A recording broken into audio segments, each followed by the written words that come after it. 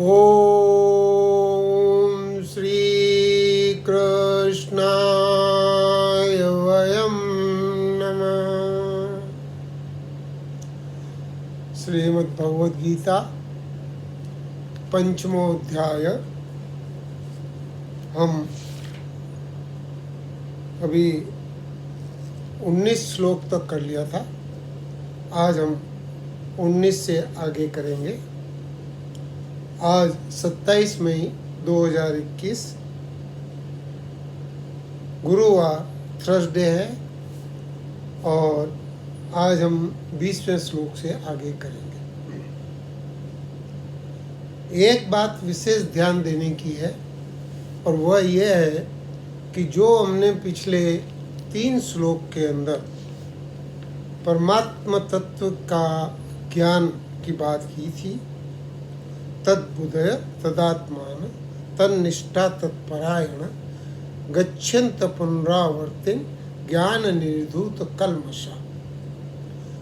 तो ये 17, 18 और 19 में जो परमात्मा तत्व की हमने बात की थी, ये अनुभव हमारा नहीं है और इसलिए हम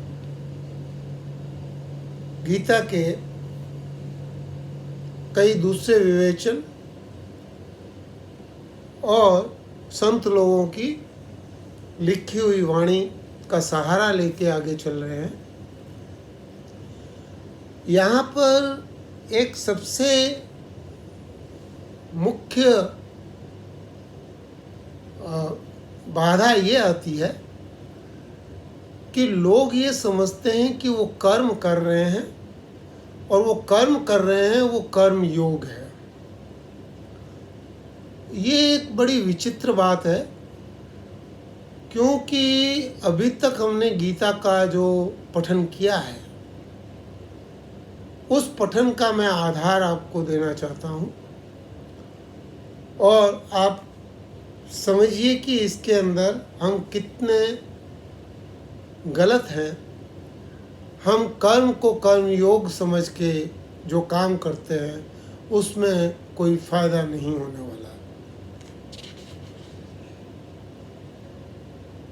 तो परमात्मा तत्व के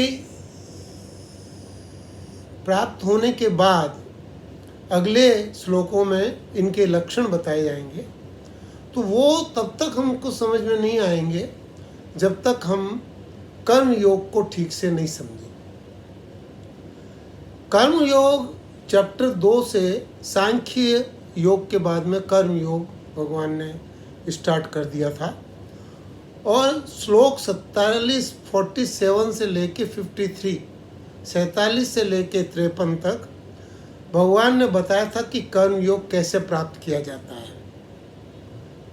भगवान ने बोला था कि अगर थोड़ी भी समता हो तो कर्म योग में बहुत सहायक होगी और योगस्थ होकर कर्म योग करना चाहिए। भगवान ने ये भी बताया इन श्लोक में कि आसक्ति, कर्मफल, पाप, पुण्य, जन्म, मृत्यु, ये जितनी चीज़ें हैं इनको त्याग करके हमको कर्म योग करना चाहिए।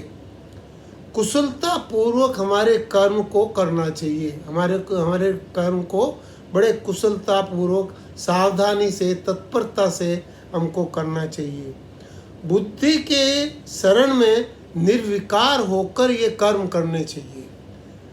ये जो कर्म है बुद्धि की शरण में और निर्विकार होकर ये कर्म करने चाहिए और वैराग्य भाव होने से बुद्धि निश्चल हो जाती है और ये कर्म हमको सतत करते रहना चाहिए। ये कर्म योग को जब भगवान ने एस्टेब्लिश किया था दूसरे अध्याय में, तो 47 से लेके 53 श्लोक तक भगवान ने इसके बारे में बताया था। फिर तीसरे अध्याय में भगवान कर्म योग बता रहे थे। तो कर्म योग बताते बताते उन्होंने कर्म योग तो बताया नहीं, लेकिन अध्यास के बारे में बता दिया। उन्होंने उसको ज़्यादा ध्यान दिया क्योंकि अज्ञान के बाद में सबसे बड़ा कारण जो है वो अध्यास है। हमने पहले देखा था अज्ञान होने से या अज्ञान होने के कारण या ज्ञान नहीं होने के कारण उतनी प्रॉब्लम नहीं आती है जितनी अध्यास से आती है। जिसमें हमने एग्जाम्पल दिया था, मान लीजिए कोई आदमी बैठा हुआ है, वो अंधा है, उसको कुछ दिखता नहीं है, जब तक वो बैठा है तब तक उसको कोई प्रॉब्लम नहीं है। उस समय उससे अज्ञान है, वो अंधा है, वो बैठा हुआ है, उसमें कोई प्रॉब्लम नहीं है। लेकिन जब वो वहाँ से चलना शुरू करता है तो आगे पत्थर है, गड्ढा है या क्या है, उसको नहीं पता पड़ेगा, वो उससे टकरा जाएगा। ये जो नहीं पता पड़ना है, ये अध्यास है। अध्यास मतलब आरोपित। और उसके अंदर 5 अध्यास हमने डिस्कस किए थे। पहला तो ये कि मैं शरीर हूँ, ये सबसे बड़ा अध्यास है। अध्यास मतलब ये हमारा झूठा माना आया हुआ है सबसे बड़ा, कि ये शरीर मेरा है। दूसरा है कि ये जितनी सब चीज़ें मेरे को मिली हुई है, ये सब मेरी है। ये मेरे माँ है, ये बाप है, ये मेरी संपत्ति है, ये मेरा ये है, ये गाड़ी है, ये घर है, ये जितना भी है, ये हमने झूठा अपना माना हुआ है। फिर मैं करता हूँ, मैं ये सब चीज़ें कर रहा हूँ और इन करने से मेरे को ये चीज़ें और मिल गई। जो ये करता हूँ, ये तीसरा अध्यास है। और मैं अच्छा हूँ और दोष दूसरों में है। ये जो दोष दृष्टि जो होती है, ये दोष दृष्टि हमारी बहुत बड़ी प्रॉब्लमेटिक है। ये एक बहुत बड़ा अध्यास है। दोष हम में होता है, लेकिन हमको दोष दूसरे में दिखता है, और वो दोष दूसरे में दिखने के कारण हम उसको बोलते हैं कि उसमें ये दोष है। तो ये दोष दृष्टि से रहित हमको होना चाहिए। और वासनाओं का समूल नाश, ये वासनाएं जो हमारी है, ये चेष्टाएं हैं, ये हमको अध्यास में धकेल देती है। ये चेष्टा अगर उसकी नहीं होती तो अंधा आदमी उठता नहीं। जब वो उठता है, चलने लगता है, तो ये चेष्टा जो होती है, ये चेष्टा आपको उसके अंदर पतन में गिरा देती है। तो ये वासनाएं जो है, इनका समूल नाश होना चाहिए। तो ये 5 तरह के अध्यास हमने तीसरे चैप्टर में देखा था। उसके बाद में चौथे अध्याय में जो भगवान कह नहीं पाए थे, वो अब कर्म योग सारा इसके अंदर चौथे अध्याय के अंदर भगवान ने बताया। और इसको ज्ञान कर्म संन्यास योग बताया, क्योंकि जो इंद्रियां हैं, इन इंद्रियों के अंदर ज्ञान और कर्म समाहित है। सारी इंद्रियों, ज्ञानेंद्रियां, कर्मेंद्रियां, सारे ज्ञानेंद्रियों और कर्मेंद्रियों के अंदर ज्ञान और कर्म समाहित है। और ये सारा यंत्रवत करता रहता है। और इसके कारण, इसके अंदर अज्ञान और अध्यास के कारण, जो पहले भगवान ने बताया था, उसके कारण प्रॉब्लम होती है। उसको जब हमने हटा दिया,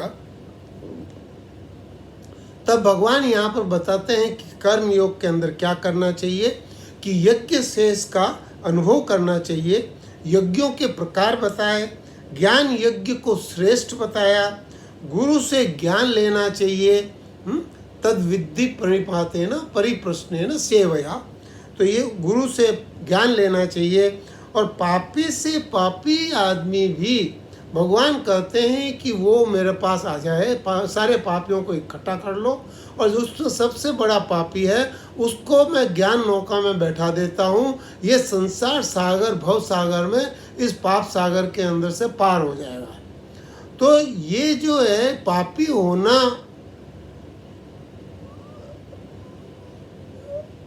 मतलब कि परेशानी नहीं है, परेशानी है अज्ञान की। ज्ञान का नहीं होना परेशानी है। पापी से पापी को भी अगर ज्ञान नौका में बैठा देंगे तो वो भी इस भव सागर में से पार हो जाएगा। इसलिए ज्ञान को भगवान ने वहाँ पर बहुत उच्चतम बताया, श्रेष्ठ बताया।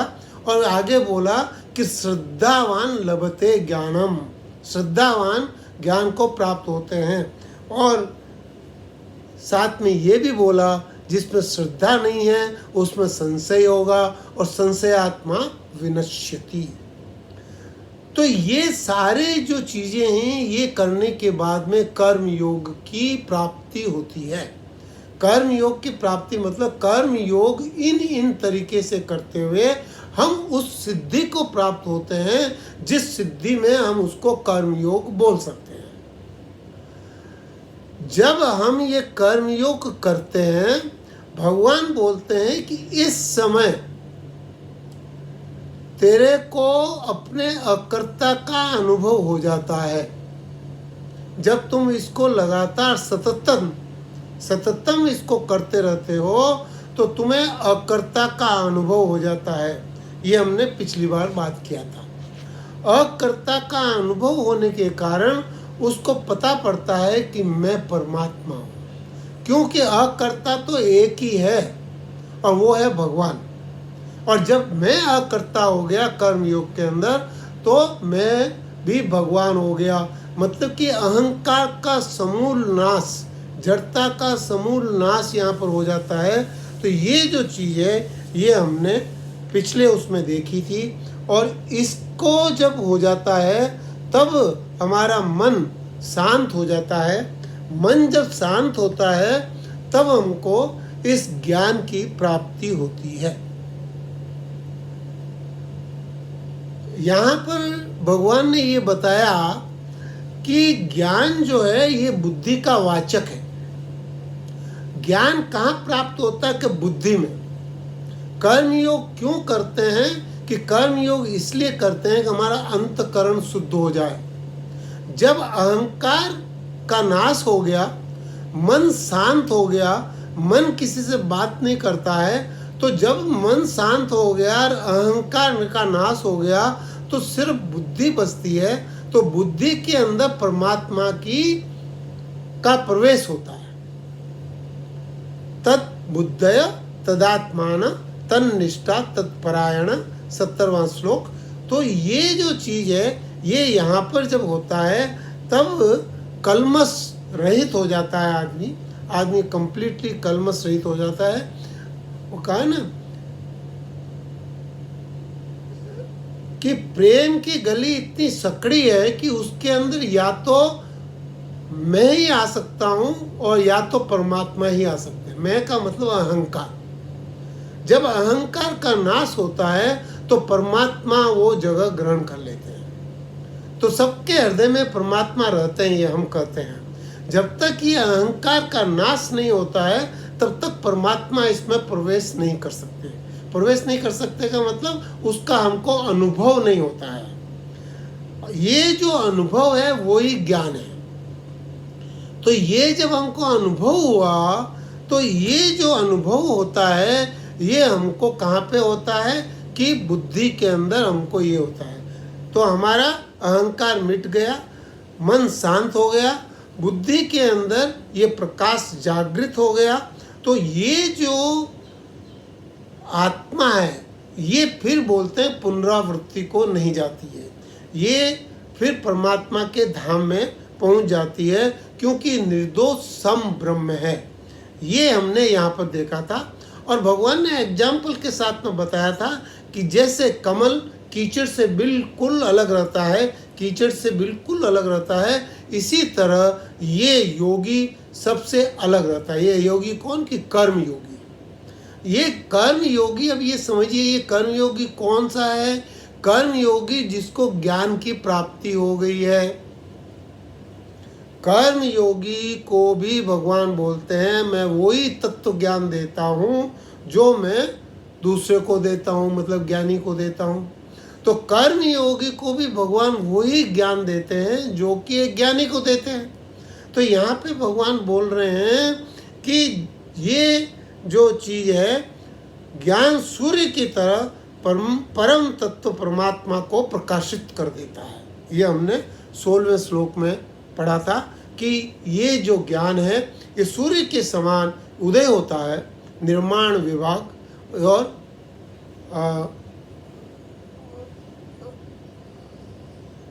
हमने इसके पहले बताया था प्रमाण विभाग। तो ये प्रमाण विभाग का हिस्सा है। तो प्रमाण विभाग में जैसे ही सूर्य उदय होता है तो सब आपको भाषित होने लग जाता है, ऐसे ही परमात्मा तत्व भाषित होने लग जाता है। अब इसका हमको अनुभव नहीं है, इसलिए मैंने सोचा कि ये सब चीज़ आपको बताएं। तो कर्म योग इतना सिंपल नहीं है कर्म योग के अंदर बहुत सारी चीज़ें हैं, इनको हमको ठीक ठीक से समझना पड़ेगा। और जब हम इसको ठीक ठीक से समझ जाएंगे तब हम इस प्रकाश को भी समझ पाएंगे।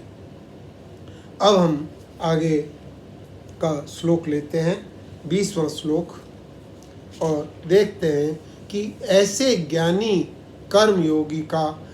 कर्मयोगी जो ज्ञान को प्राप्त हो गया है उसकी क्या स्थिति होती है। भगवान अब ये आगे ये 20 से लेके 26 श्लोक तक 26 7 श्लोकों में बता रहे हैं। और आज हम 4 श्लोक लेंगे और 3 श्लोक अगले उसमें लेंगे। तो आज हम 4 श्लोक लेते हैं और समझते हैं कि भगवान उस ज्ञानी कर्मयोगी के बारे में क्या बोलते हैं।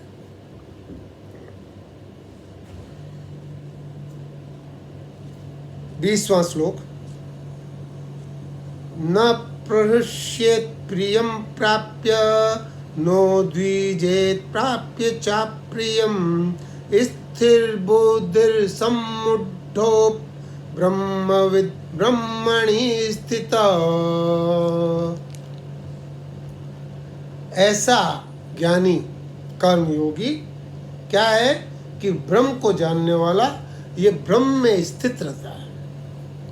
ब्रह्म में स्थित का मतलब क्या है कि अब बोलते हैं न प्रश्येत प्रिय प्राप्यम, न तो प्रिय को मिलने पे खुश होता है, हर्षित होता है, और न ही अप्रिय को मिलने से उद्विग्न होता है।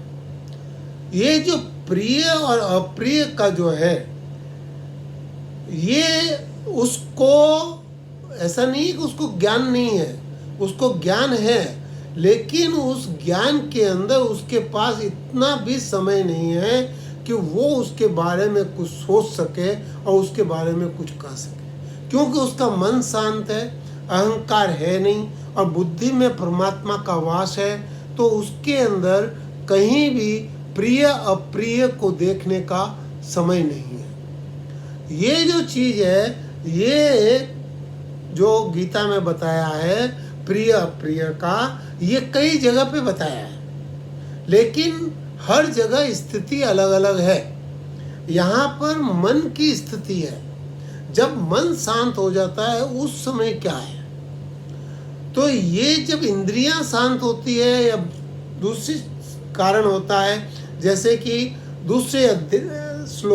दूसरे अध्याय के अंदर मात्रा स्पर्शास्तु कौन्तेय शीतोष्ण सुख दुखदा आगमा पायनो नित्या तांति तीक्ष्ण भारत। उस समय तो विकारों के बारे में भी बात नहीं हुई थी, और विकारों के युक्त होते हुए भी अगर बोला कि अगर तेरे को ये द्वंद्व सता रहा है, शीतोष्ण सुख दुखदा, दुख और सुख ये आ रहे हैं, तो तू क्या कर कि इनको सहने की शक्ति बना। तांत्रिक भारत। तो ये जो चीज़ है ये हर जगह पे अलग दृष्टि से दी गई है। यहाँ पर दृष्टि क्या है कि मन शांत है, अहंकार रिक्त है और बुद्धि में परमात्मा का वास है। ऐसे में उस आदमी को न तो प्रिय ही अच्छा लगता है और न अप्रिय से उसको कोई द्वेग रहता है, और वो स्थिर बुद्धि सम्मुढ़ो, स्थिर बुद्धि वाला, मूढ़ता रहित मतलब ज्ञानी आदमी, ये ब्रह्म को जानने वाला मनुष्य ब्रह्म में स्थित रहता है। ये सबसे पहला गुण उसका बताया है। यहाँ पर राम सुखदास जी बोल रहे हैं कि ब्रह्म को जानने में अहम व्यक्तित्व मिट जाता है, और अहम के मिटने से ब्रह्म को जानने वाला नहीं रहता। ब्रह्म को भी कैसे पहचाने, तो खुद ही ब्रह्म होता है, तो प्रत्युत ब्रह्म ही ब्रह्म रह जाता है। जैसे ही अहंकार का नाश होता है, मन शांत होता है, तो ब्रह्म ही रह जाता है। जीवन मुक्त महापुरुष की प्रियता अप्रियता का ज्ञान तो होता है, पर उसके कहलाने वाले अंतकरण में राग, द्वेष, हर्ष, शोक ये कुछ नहीं होता है। अंतकरण को जब कंट्रोल कर लिया तो उसके अंदर फिर क्या, उसकी शुद्धि जब हो गई तो उसके अंदर कुछ भी भाव शेष नहीं बचता है। सिर्फ बुद्धि के अंदर परमात्मा का भाव होता है। ये जो चीज़ है ये यहाँ पर 20वें श्लोक में बताई है और बहुत ही इम्पोर्टेंट है। ये उस दृष्टि से हमको देखना है। आगे 21वां श्लोक, बाह्य स्पर्शे स्वसक्तात्मा विन्दन्तात्मनि यत् सुखं स ब्रह्म योग युक्तात्मा सुखमक्षयमश्नुते।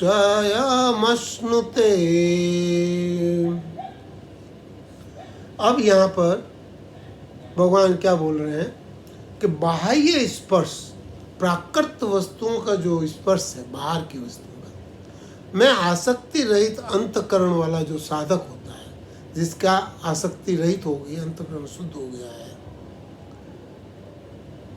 उसको सात्विक सुख है, उससे तो वो तृप्त होता है। अब ये सात्विक सुख और राजसिक सुख, इस दोनों के बीच का अंतर समझें। सात्विक सुख वो होता है जो रहता है, और राजसिक सुख बढ़ता घटता जाता है, और वही सुख दुख में भी परिवर्तित हो जाता है। देखिए, अभी ये कोरोना काल है। पहले आदमी ऑफिस से घर आता था तो घर आके सुख का अनुभव करता था, और जब ये कोरोना काल स्टार्ट हुआ, घर में लॉकडाउन हो गया, इनिशियली लोगों को अच्छा लगा, लेकिन जब धीरे धीरे वही चीज़ उनको दुख देने लग गई कि नहीं, इससे तो बाहर जाना अच्छा था। तो ये जो चीज़ है, ये जो सात्विक सुख है, वो सुख निरंतर बना रहता है। राजसिक सुख जो होता है ये कम और बढ़ता रहता है, और वो सुख दुख में भी परिवर्तित हो जाता है। इसलिए इसको बोला गया है कि ये दुख जो है ये, और इस सुख की जो बोला है, फिर ब्रह्म में अभिन्न भाव स्थित जो मनुष्य है वो अक्षय सुख का अनुभव करता है। अक्षय सुख, उसको जो सुख मिलता है वो निरंतर सुख है, वो उसमें रह के वो तृप्त रहता है, वो ब्रह्म तत्व में। और ये जो चीज़ है, इसमें व्याख्या में राम सुखदास जी बोलते हैं, जब सांसारिक प्राणी पदार्थों की आसक्ति मिट जाती है तब साधक को सात्विक सुख प्राप्त होता है। आसक्ति मिटने से कैसे, कि जब सात्विक सुख का भोग नहीं करता है तो उसे संतोष नहीं होता है, तब उसे अखंड सुख का अनुभव होता है। और सात्विक सुख कैसे मिलता है भैया, तो बोले कि जब सात्विक सुख, जब इनसे आप त्याग करते हो, प्राकृतिक चीज़ों से त्याग करते हो। कब करते हो? डेली करते हैं हम। जब हम जागृत से हम सोते हैं तो हम इन इंद्रियों से, इन चीज़ों से, सब से नाता तोड़ लेते हैं, और उस समय जब हमको गहरी नींद आती है तो हम वो सात्विक सुख का अनुभव करते हैं। वो सुख ऐसा है जो निरंतर रहता है, उसमें विश्राम मिलता है। जो राजसिक सुख है उसमें आपकी ऊर्जा खत्म होती है। अखंड सुख खंडित नहीं होता है, प्रत्युत निरंतर एक रस रहता है। यह अखंड सुख मोक्ष का सुख है। ये जो सुख है, अखंड सुख, ये जो चीज़ है, इसको हमको समझना पड़ेगा और इसको हमें देखना पड़ेगा। तो ये जो बताया कि यहाँ पर उसको अक्षय सुख का आनंद प्राप्त होता है। इस सुख को आनंद बोलते हैं और इस सुख को वो प्राप्त करता है। ये सुख क्षणिक भी होते हैं, मतलब आता है उस स्टेज में, फिर निकलता है, आता है फिर निकलता है, और फिर वो धीरे धीरे जाके उसमें एस्टेब्लिश हो जाता है। तो ये जो है ये अक्षय सुख का यहाँ पर बताया है कि जब बाहर की वस्तुओं का, प्राकृत वस्तुओं का पूरा मोह छोड़कर, त्याग करके, और वो उस अक्षय सुख के अंदर स्थित हो जाता है, तो ये यहाँ पर 22वां श्लोक, ये संस्पर्श जा भोगा दुख योनय एव ते आद्यंतवंत कौन्तेय न ते सूरम ते बुधा, न ते सूरम ते बुधा। अतः विवेकशील मनुष्य इसमें रमण नहीं करता।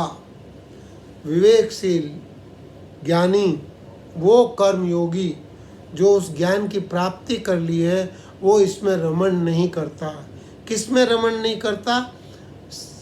ये ही संस्पर्श जा भोगा। संस्पर्श जिससे टच करके आसक्ति, आसक्ति और भोग, ये लगता तो है सुख, लेकिन ये है दुखी। इसको हम ठीक ठीक से समझ नहीं पाते हैं। जो आदि और अंत है, आद्यंतवंत कौन्तेय, आदि और अंत वाले जो हैं, ये सारे के सारे राजसिक सुख है। स्पर्श भोगा, विषयों और इंद्रियों का इसके अंदर समावेश है, और जहाँ इस इंद्रियों और विषय का समावेश है, ये आने जाने वाले हैं, है ना। मात्रा स्पर्शास्तु कौन्तेय शीतोष्ण सुख दुख था, आगमा पायनो नित्या, आगमा आने जाने वाले अनित्य है। और यहाँ पर भी वही चीज बताई है कि आद्यंतवंत कौन्तेय, आदि और अंत वाले हैं। ये स्टार्ट होता है, खत्म होता है, फिर स्टार्ट होता है, फिर खत्म होता है। ये सारे राजसिक सुख हैं। संसार के सभी सुख दुख की अपेक्षा से है। ये सारे के सारे इनका एंड जो है वो दुख में ही होगा। और ये जो चीज है वो ज्ञानी को अच्छी तरह पता है। जब ज्ञानी को ये चीज अच्छी तरह से पता है तो किसी भी विषय, किसी भी भोग, किसी भी स्पर्श जा भोगा में वो नहीं लिप्त होता है। तो ये जो चीज है ये यहाँ पर बताई है। ज्ञानेश्वरी में इसके ऊपर बहुत विस्तार से बताया है, बहुत ही विस्तार से बताया है कि जिन लोगों में आत्मरूप दर्शन नहीं होते, वे लोग इंद्रियक विषयों के चक्कर में पड़े रहते हैं। जैसे भूख से व्याकुल दरिद्र व्यक्ति भूसी को भी खा लेता है, या बोले कि प्यास से व्याकुल एक मृग हिरण, वो रेगिस्तान में घूमता और दूर से उसको जब वो मृग तृष्णा का होता है तो वो वहाँ दौड़ते हुए जाता है, और वो मिट्टी को भी पानी समझ के उसका भक्षण कर लेता है। तो ये जो चीज़ है ये यहाँ पे बताई है, और भी बहुत सारे इसमें एग्जाम्पल बताए हैं और विषय सुख के बारे में।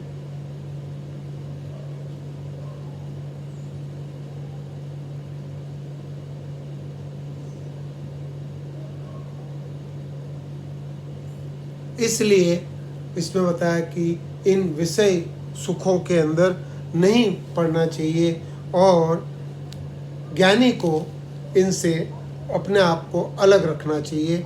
और यही वो ज्ञानी जो कर्म योग से ज्ञानी बना है, वो यही व्यवहार करता है। सांसारिक दुख भोग थकावट आती है, और परमात्मिक सुख से विश्राम मिलता है। आगे 23वां श्लोक, शक्नोति हेव यस्सोढ्यं परक शरीर विमोक्षणात् काम क्रोधोद्भवं वेगस् युक्तस्य सुखी नरः। एक बार वापस बोल देते हैं। शक्नोति एव यस्सोढ्यं प्राक्शरीरविमोक्षणात् काम क्रोधोद्भवं वेगं स योक्तः सुखी नरः। अब भगवान यहाँ पर बता रहे हैं कि ये मनुष्य शरीर में जो कोई मनुष्य शरीर छूटने से पहले काम क्रोध से उत्पन्न होने वाले वेग को सहन करने में समर्थ होता है, वह नर योगी है और वह सुखी है। ये जो काम और क्रोध है ये दूसरे अध्याय से ही चला था, और ये जो चीज़ है इसको हमें ठीक ठीक से समझना पड़ेगा। ये आगे भी अध्यायों में आएगा, और ये इसमें दो चीजें हैं।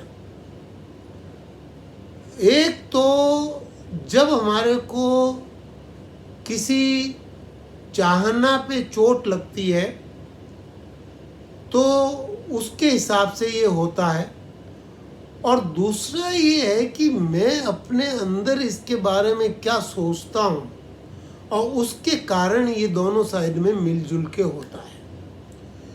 यहाँ पर ये बताया गया है कि जब मेरा अंतःकरण बिल्कुल शांत है, जब अहम का नाश हो गया है और मन शांत है, तो उस समय जो अंदर का जो सारा वेग है काम और क्रोध का, वो वेग अपने आप नष्ट हो गया है। और चूंकि वो वेग नष्ट हो गया है, इसलिए वह व्यक्ति काम क्रोध के वेग को पूर्ण तरह कंट्रोल करने के लिए वो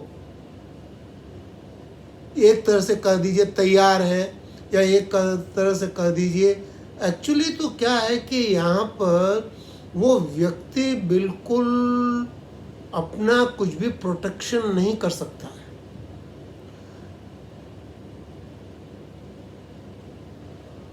इसीलिए भगवान ने दूसरी जगह बोला था कि ऐसे मेरे भक्त का योगक्षेम मैं वहन करता हूँ, तो भगवान उसका योगक्षेम वहन करते हैं।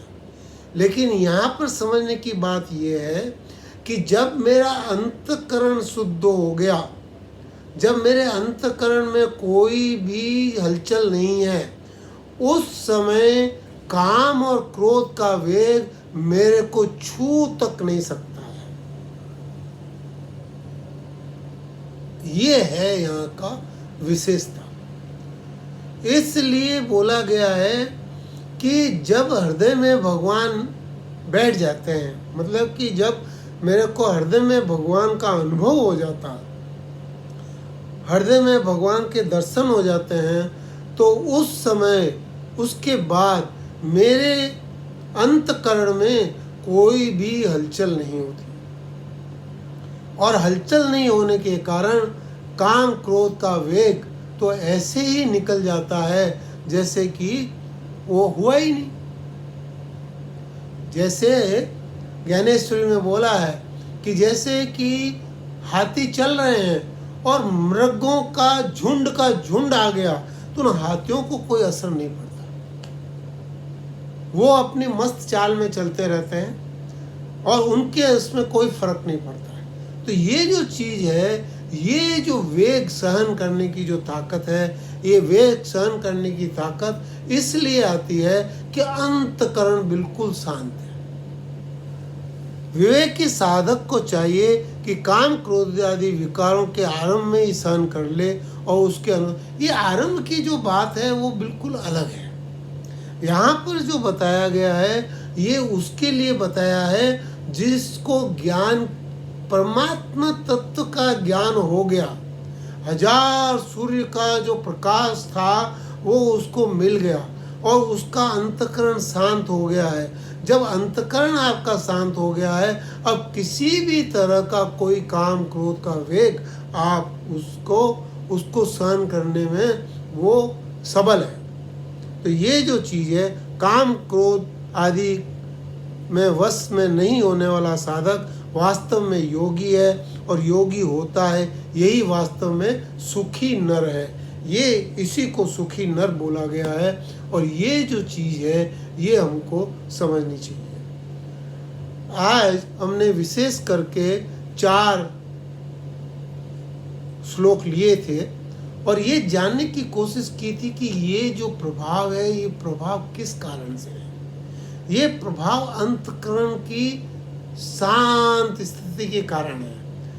मन को शांत करने के लिए अगले 3 श्लोक हम अगले प्रवचन में लेंगे, और तब तक के लिए मैं अपनी वाणी को यहीं विश्राम देता हूँ। राम।